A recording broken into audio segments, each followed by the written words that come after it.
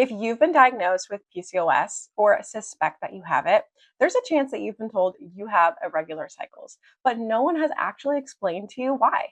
It can feel frustrating and even a little bit scary when your body isn't following the textbook rules.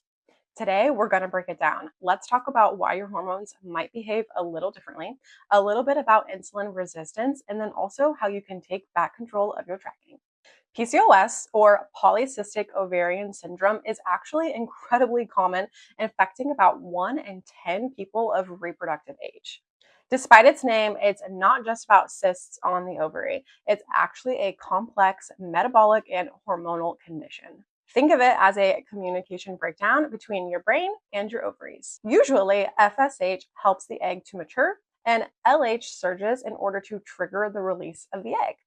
Now, with PCOS, LH is typically elevated all the time, which can throw off when you're doing your LH tracking. You might also have higher levels of androgens, which we refer to as the male hormone. This can throw off your cycle even a little bit more and cause unwanted symptoms like acne or excessive hair growth. This leads to the irregular period problem. If your hormones never reach their peak surge to release an egg, then you don't ovulate. This is what we call anovulation. Because you don't ovulate, your body is not getting the signals to start a period on a predictable schedule. Your cycle isn't broken, it is just stuck in a loop waiting for a signal that hasn't arrived. Here's a piece that some people end up missing, and that is insulin resistance. Insulin is the hormone that helps your body turn sugar into energy. When you are insulin resistant, your body is pumping out extra insulin to help get the job done.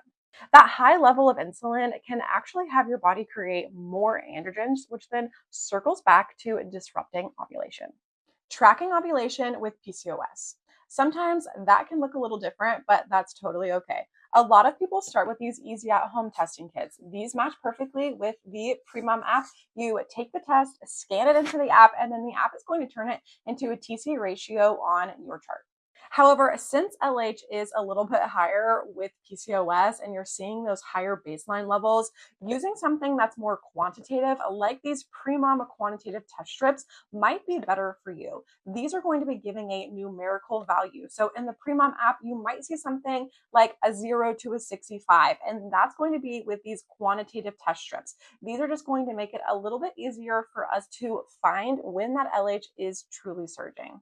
Now let's talk about adding in a very PCOS friendly tool to your charting, and that is BBT.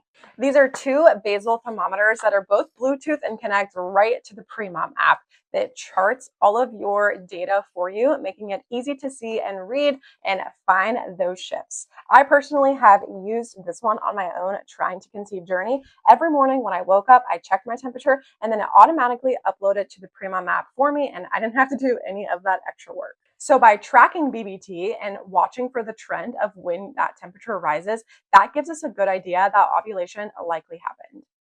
Another tool that we're going to be adding to our journey is going to be PDG tracking. PDG is going to be looking for the metabolite of progesterone. That is the hormone that is rising in that second half of the cycle, and again, the one that is responsible for increasing that basal body temperature. So using this with the BBT can really help us identify if ovulation likely happened.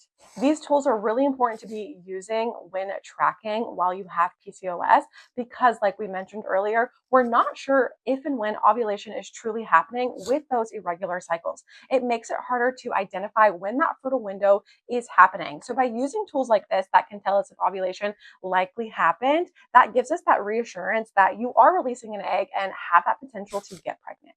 PCOS can feel very overwhelming, but learning more about it, learning how to track your cycle using these tools like ovulation predictor kits, your BBT, and those PDG testing kits, all of that can really help you identify your fertile window and help you along on your journey and give you that clarity that you're looking for.